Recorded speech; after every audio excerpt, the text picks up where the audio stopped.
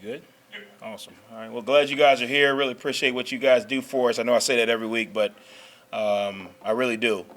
You guys covering our program and this university at the level that you guys do means a lot. There's a lot of other schools that don't get this kind of support, so I appreciate it. Obviously, you guys were at the game. Probably our most complete game we've played all year as a team. Obviously, there's things we got to continue to get better at. A lot of things to clean up, but when you look at the game holistically, probably our most consistent game in all three phases. Did a really good job offensively. Our first game that we've played all year that we did not turn the ball over, and we had 0 penalties on offense, which you guys have heard me preach about the importance of discipline, the importance of taking care of the football, and it's starting to show. Now we got to go back to the basics and do the things that we did all week in practice to get those same results. I told the team on Friday before we went over to the hotel that we probably had our best week of practice since I've been here last week. Really good energy, really good focus, really good attention to detail. Obviously things to clean up in there and ways to get better, but just the overall feel of practice when you watch it on film and you see it on the field was probably our best week. And we probably had our best result, not necessarily in points, yards, or whatever it is, but just consistency in our play. Really pleased with the way our defense has continued to improve each week, continue to accept the challenge and continue to get better. I thought from a communication, gap control, tackling, all of those things, I thought we did a really good job. Another third quarter shutout, which is a big goal of ours coming out of the locker room and being able to stop the stop the offense there. Another week in a row where we've been able to get some guys in games that may not have played as much. And the biggest improvement for us was when those guys went in this week, they executed a lot better than they did in North Texas. So that was an improvement. Obviously, our special teams is continuing to make strides. The old coach in me, when you go to ice the kicker at the half and then they block the kick, you feel like you probably shouldn't have done it. But our guys put their hand back in the dirt and was able to block another one, so that was huge. And then obviously we talked all week about their punter being a weapon for them and us having to do a really good job in the return game, and we were able to spring a big return, and we've been talking about finishing on our blocks, and we got a chance to do that. So really good job, really excited, really proud of the guys, the way they worked, really excited about the next challenge that we have coming ahead of us with FAU this week.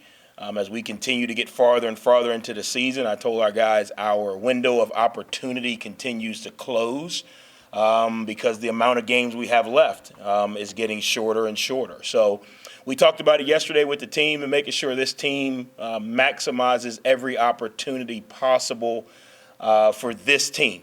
This is the only time that this team will be assembled.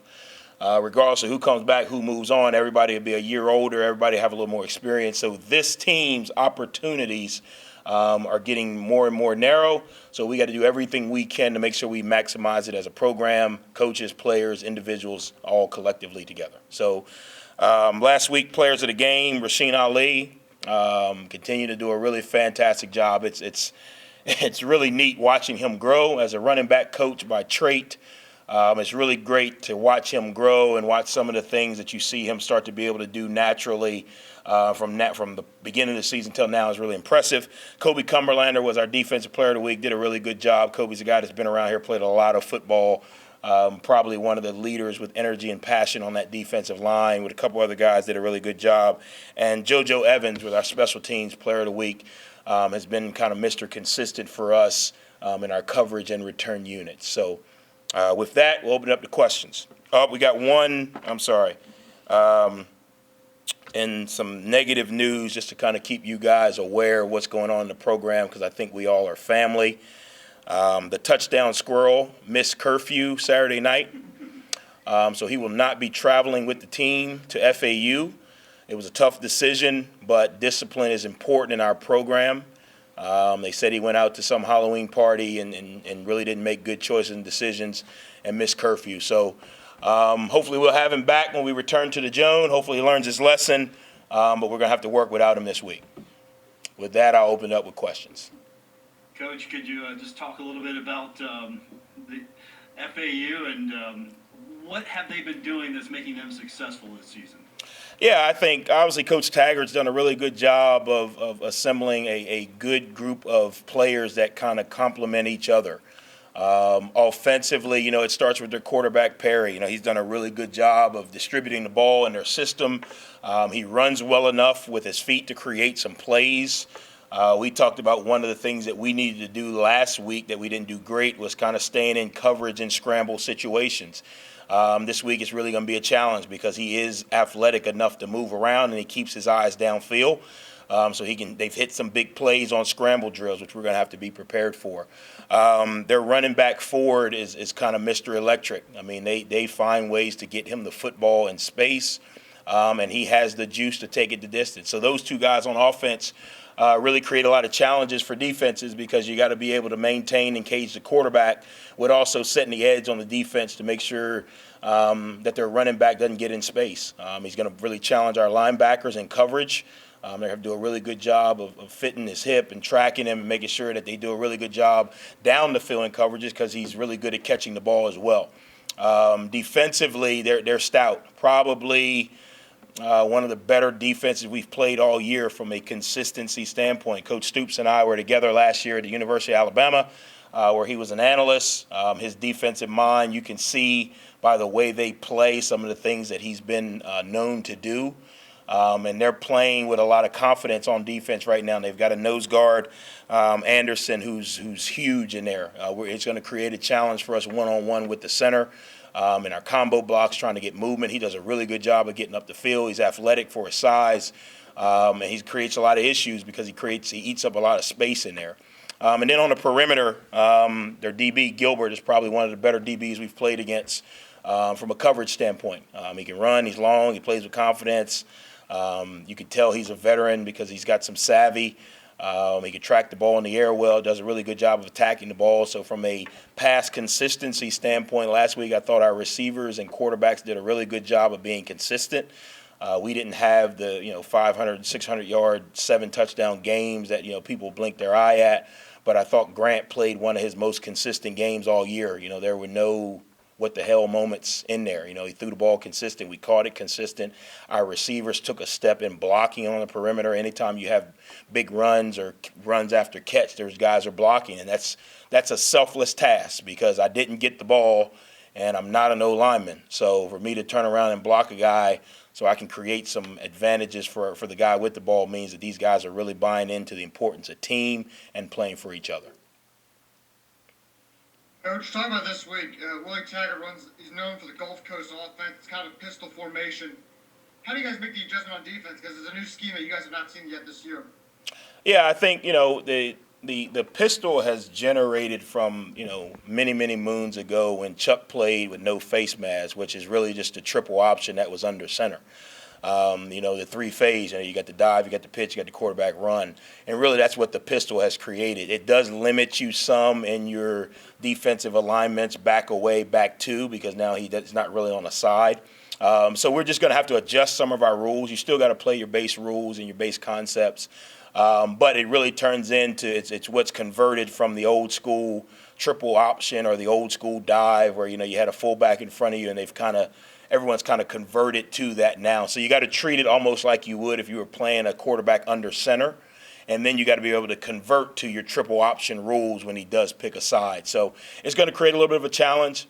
This week in practice, we're going to have to do a really good job of playing our rules on both sides, because you don't get the back's to me now, so it's a little bit different read than he is away from me. So we're going to have to be sound on both sides in order to have success. Coach, for a couple of your players, this is going to be kind of a home visit. How do you keep these guys, focused? And do you think that might even add to the excitement for them? Yeah, I think it should. I mean, that's what college football is really about. You pick the best school for you, and when you get a chance to play near your family and your friends, it should create some excitement.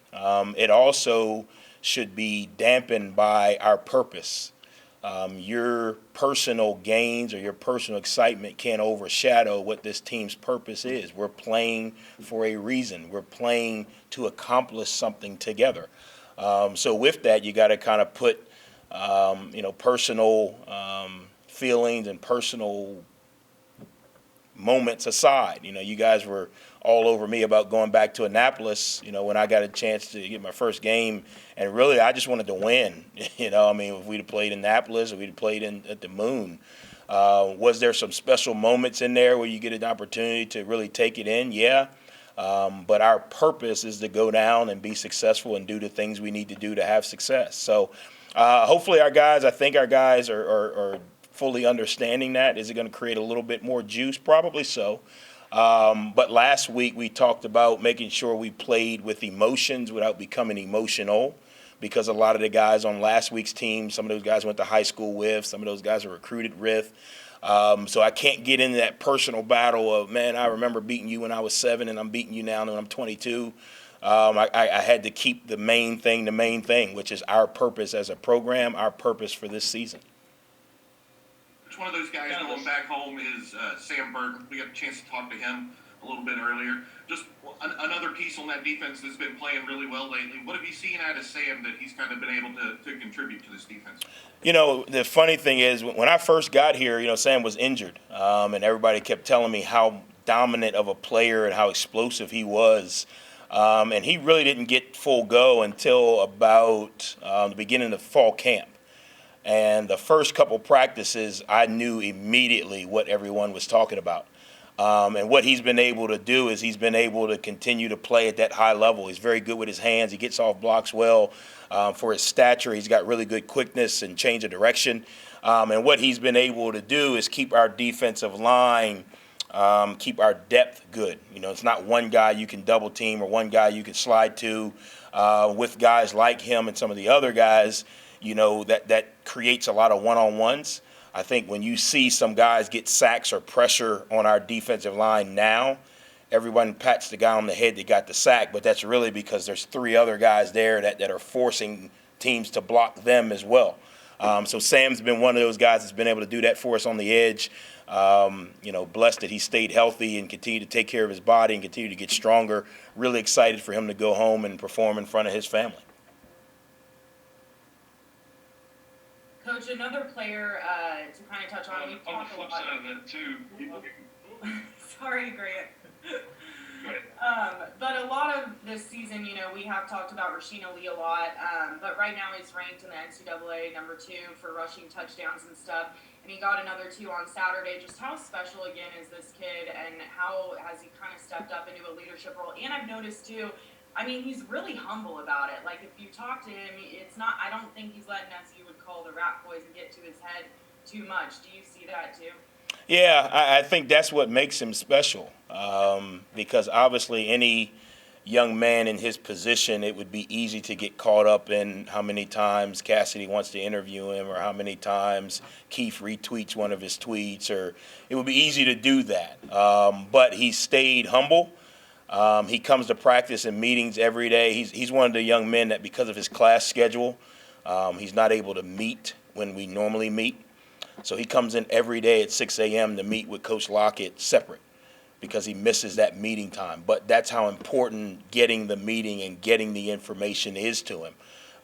So it's good to see that his humbleness is being rewarded, because a lot of times in life people are humble and they don't always get their reward. That's just the way life is. But because of his humbleness, because of his hard work, because of his willingness to listen, he's getting rewarded. And as a coach, that's what you really hope for all of your players. Obviously, it doesn't work that way, but you really hope that guys that buy into the process, do everything you ask them to do, have success. And Ali is getting that right now. He's got to continue to improve, obviously, but he's doing the things he needs to do to be successful. Coach, they have a pretty good streak at home. They won 11 in a row. Last time they lost, Thanks, Keith. was ironically. Thanks. Listen, Thanks. It's better because the last time they lost was to you guys. Oh, good. Okay, yeah, good point. Yeah, good stat there. So Good. I didn't know if you use that as motivation for those guys. Did they call on having success in an enemy stadium sometimes? And that's obviously a positive thing. Yeah, no, I try not to do that, because every team's different. Every team's different, every season's different, every game's different.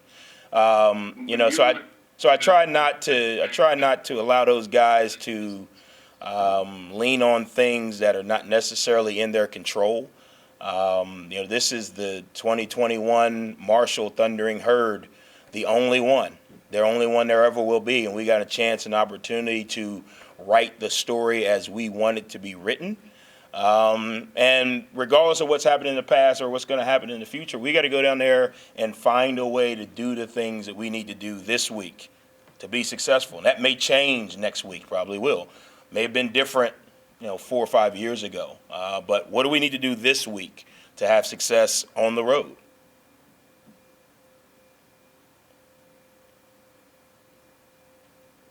It's just kind of a general recruiting question.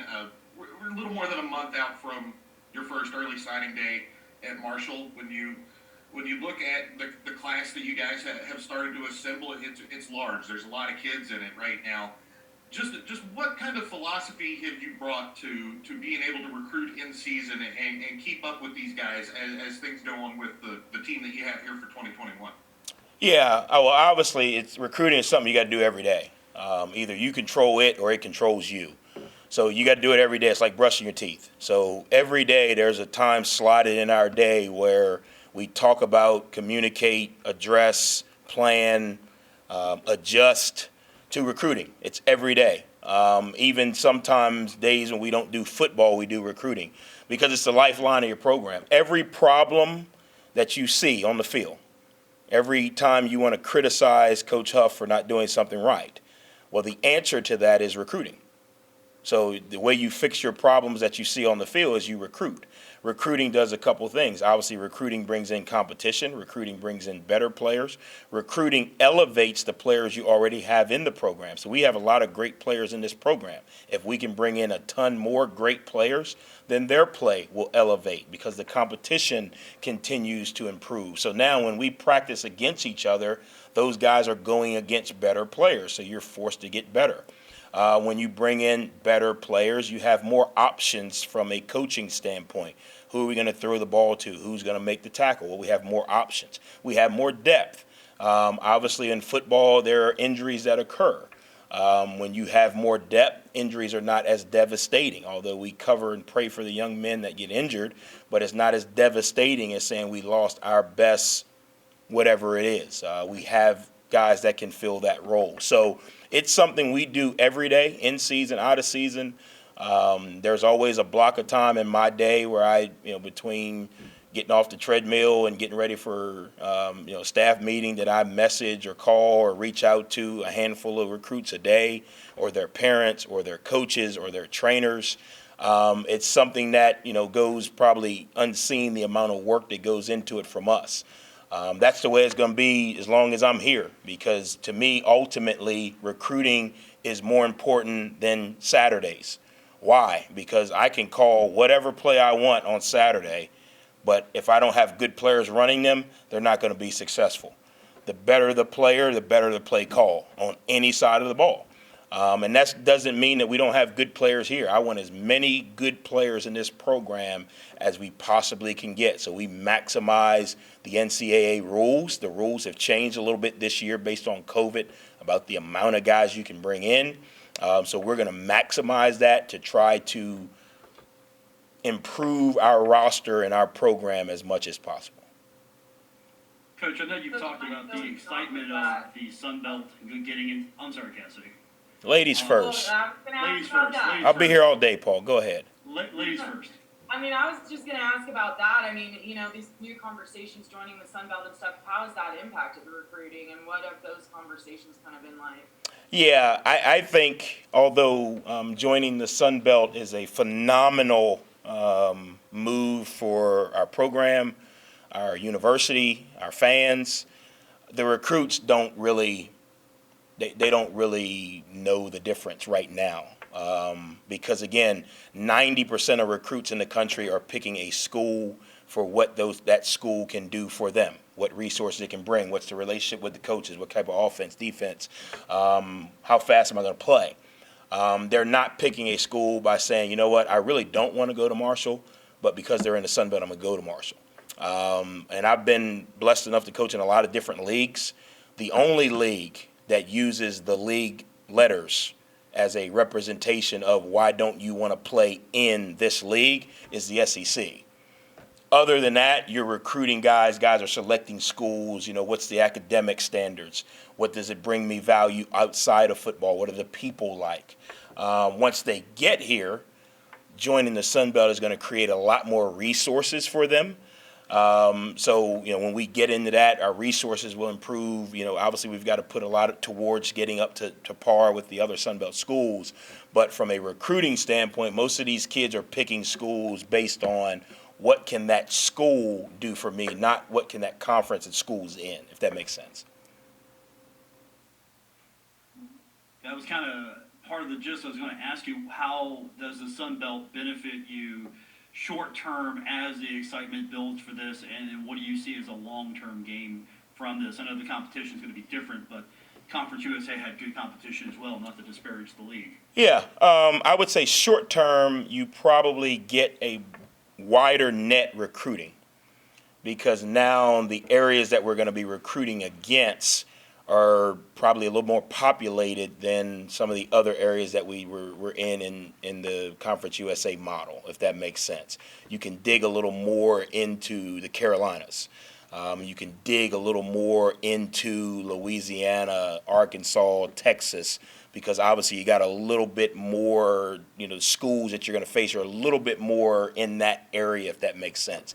It also creates a little bit of value for us because, if I'm correct, we're the most northern school in the Sun Belt. So now not only can I dig into the southern schools where those other schools are recruiting, I can go north where those other schools may not be as much, if that makes sense. So in the short term, I kind of get to pick from both sides. In the long term, it's going to create so many more resources here at Marshall for the kids that do choose to come to Marshall. What does that mean? There's going to be more staff members. There's going to be more nutritionists. Our weight room's going to improve. Our facilities are going to improve. So now when they get here, they'll be taken care of at a higher level, obviously competing with the other schools and what they have and what we need to do to get to, even with them. That's going to create more opportunities for help for our guys, learning specialists, mental health, all of those things that ultimately, holistically, will improve the player. Coach, Jordan goes down with that kind of nasty-looking injury toward the end of the game on Saturday. Afterwards, you said you hadn't talked to the trainers yet. Just curious if there's any update on him and maybe what the health situation in general is for the team right now. Yeah, Jordan's going to be out for the year. Obviously, everyone saw that. Won't get into exactly what, but he's already had surgery. He's already back rehabbing. He was in the building yesterday. Tough kid. His spirits are good. His parents came up. We're expecting a full recovery, so he was blessed enough for that. Our doctors here did a phenomenal job right after the game of getting him back going, so we expect to have him back, but he is up and moving. His spirits are great, but he will be done for the year. And then across the team-wise, I don't believe in knocking on wood. I believe in preparing. We're in a good spot. I think Coach Ben Ashford has done a phenomenal job of preparing these guys' bodies this summer and continuing to do that through the season. Some of those, Jordan's accident, there's no preparation that you can do, but for the most part, we don't have a lot of soft tissue. We don't have a lot of guys with, bumps and bruises.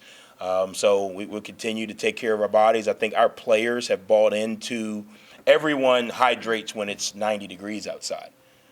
The tough part is, do you hydrate after the Halloween party when it's 50 degrees outside and you've probably hydrated with a little different substance? And our players have done that. Everyone takes a nap during fall camp, 2-a-days. Can you force yourself to get the proper amount of sleep after a big game when a squirrel scores a touchdown? So I think our players have done a really good job of sticking to the process of, I got to take care of my body. I get it. I got to be a college student, but I also got to understand that our purpose for this season supersedes staying up until 3 or 4 in the morning and coming to workouts at 6. Coach, you might have already answered this, but with you and Coach Taggart meeting up, it's one of the few matchups within college football in which two black head coaches are facing off against each other. I know that being the first black head coach at Marshall University was very important to you. What's this matchup feel like from a personal standpoint and on a national level in terms of bringing some awareness to the fact that there's the need for more black head coaches in college football? Yeah, Coach Taggart is a coach that I've followed, as I was an assistant, and kind of gave me the hope that it could happen. When I was at Vanderbilt, he was at Western Kentucky, and then kind of to watch his career as he moved throughout coaching was really inspirational for me. Probably created some avenues for me. I think this weekend, what I hope it shows is that it's normal. Like it's okay to have two head coaches on the other side that look alike. It's okay. Like it's not an anomaly. It's not something that we should stop and and really like talk about for 30. It's normal. It's no different than Bo and Bear being across from each other. It's normal. It's two good coaches that are going to be two good teams that are going to compete at a very high level with a meaningful game in this season. Obviously, I get it, but I think it's the quicker we can get to that being the norm. And what I mean by being the norm, not that we look alike, but it doesn't matter what we look like. There's two good coaches running programs at a very high level. I think we'll be better. When will that happen? I don't know. Until then, it's my job to do everything I can to make it as normal as possible. What does that mean? Making sure my guys are disciplined, making sure we're prepared, making sure when we go out there, we look organized, making sure we compete at a very high level consistently. Same thing for Coach Taggart. But that's my goal, to make it normal, that whether it's Grant on the other side or whether it's Chuck on the other side, it's two good head coaches. It's two Caucasian head coaches or it's two, Mexican head coaches or African American head coaches. Two great head coaches, man, and these guys are doing a heck of a job. Keeping with the coaching theme as well, obviously, you go into a scout for every single game. You look at this game, and whether it's Coach Trick, whether it's Coach Guidry, some pretty good knowledge of FAU system and players and personnel coming into this one for you all. How fun and how much of a bigger edge, like what you said, the players like to play for those coaches, and they know when they're invested in a game too. Yeah, I think it's kind of like the players. You got to be careful because you can't let your personal knowledge, when I say personal knowledge, not your football knowledge, but your personal knowledge of the situation or of the people kind of overshadow what we got to get done. One of the things we've talked about since Middle Tennessee State in our team meetings on Mondays and on Fridays is it's about us. It's really about us, and that's no disrespect to our opponent. But if we do the things that we need to do consistently, we're going to be a very difficult team to beat. The issues come when we give the other team not our best. I always tell the guys before we go out of the locker room, make them beat your best. And if that happens, we all come back in here and we feel great. But what we don't want to do is come back in and we turned it over. We didn't tackle well. We miscommunicated. We didn't have the right play call. That's what we don't want to do. So with those guys that have the relationships or the familiarity with, being with Coach Taggart and some other coaches on the staff, myself with Coach Stoops, you got to make sure that doesn't supersede what's my job here at Marshall, to make sure my guys are the most prepared, to make sure from a schematical standpoint we're putting our guys in the best position. Also, while using a little bit of information, hey, I know this guy is really 6'2". He's not, 5'8". I know this guy really weighs 200 pounds. Those are the things that we should do, not, well, I know Coach Taggart is going to be, he's going to smile when he walks out of the locker room, or he's going to have a whistle on or not. That's where you got to kind of draw the line, because you don't want to muddy the waters with personal vendettas or personal gestures, and making sure we keep our eyes on the focus. One more really quick. You might have already touched on this, but I was having cell issues. Perry, at quarterback for them, I know that you talked about the defensive line earlier. How much do they have to really rush as one and not let him break contain? And you mentioned Sam and those guys, not over pursue and allow him the edge. Yeah, and it's funny because last week was probably the opposite. They had a quarterback with a really strong arm, wasn't as mobile. So you probably could get away with a little less, rush lane discipline. This week you can't do that. You got to cage this guy with respect to the understanding that I may not get a sack, but I got to be where I'm supposed to be so that someone else can create pressure, because if we don't, he's got the ability to make some plays with his legs and create. So, yeah, guys like Sam who probably have a better opportunity with a little bit of freedom, if that makes sense, got to really play discipline. And you can play hard and you can play physical and you can play with intensity, but you got to play discipline, because you may beat the guy, but if you're not in the right lane or he's able to step up, and now he's going to put pressure on our coverage because the linebackers and DBs are in a dilemma. Do I come up and tackle the guy or do I stay in coverage? So our D-line's discipline is going to be huge. Run gap control, same thing. They've got some guys that can hit a gap and go. I got to be in my right gap. We've had some weeks in a row where we've had some consistency with that. So hopefully we can play off of that.